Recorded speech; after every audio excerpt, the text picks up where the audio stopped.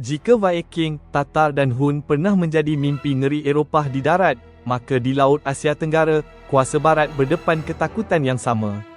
Dari atas kapal dagang mereka, layar-layar kecil muncul di ufuk laut, teratur, pantas, dan sukar dikawal. Dalam laporan penjajah, ancaman itu dilabel sebagai lanun. Tapi persoalannya, benarkah Bugis sekadar perompak laut? Hakikatnya, Bugis berasal dari Sulawesi Selatan. Sejak abad ke-15, mereka dikenali sebagai pelaut, pedagang dan bangsawan maritim. Masyarakat Bugis mempunyai struktur sosial yang jelas, kepimpinan ketenteraan tersusun, serta adat maruah yang dikenali sebagai siri. Bugis tidak bergerak secara rawak. Mereka beroperasi sebagai jaringan politik dan ketenteraan yang berdisiplin. Titik perubahan besar berlaku pada abad ke-17, apabila tercetus Perang Makassar antara Kesultanan Goa Makassar dan VOC.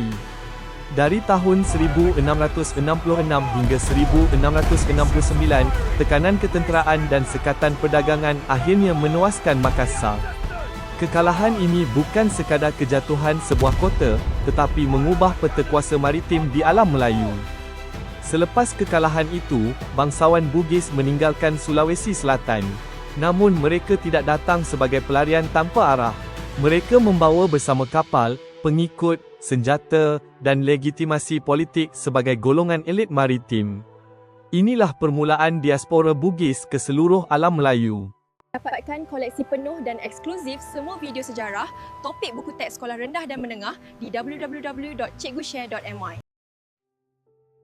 Bagi penjajah Eropah, khususnya VOC dan British, sesiapa yang menyerang kapal monopoli mereka dianggap lanun. Dalam laporan abad ke-18, Bugis sering dilabel sebagai Sea Riders dan Pirates. Namun hakikatnya, serangan Bugis bukan jenayah, tetapi tindakan politik menentang sekatan dan penjajahan Eropah. Apabila Bugis tiba di tanah Melayu, gambaran lanun itu mula runtuh. Di Johor Riau, tokoh-tokoh Bugis seperti Daeng Parani dan saudara-saudaranya membentuk perkongsian kuasa dengan Sultan Melayu. Dari sinilah lahir jawatan yang di-Pertuan Muda, tonggak sebenar pentadbiran dan ketenteraan negeri. Kemuncak kehebatan Bugis terselah melalui tokoh Raja Haji Fisabilillah yang di-Pertuan Muda Riau keempat. Pada tahun 1784, beliau memimpin serangan besar terhadap Belanda di Melaka dan gugur dalam perjuangan. Bagi penjajah, beliau ancaman besar. Bagi alam Melayu, beliau pahlawan mempertahankan kedaulatan. Sarjana seperti Leonard Y. Andaya menegaskan bahawa gelaran lanun terhadap Bugis adalah naratif kolonial digunakan untuk menjustifikasi tindakan ketenteraan Eropah. Realitinya, Bugis ialah elit politik maritim yang berjaya menyerap ke dalam sistem Kesultanan Melayu tanpa meruntuhkannya. Bugis bukan Viking, bukan Hun dan bukan lanun legenda. Mereka adalah bangsa pelaut yang ditakuti penjajah kerana keberanian, keupayaan politik dan keengganan untuk dijajah.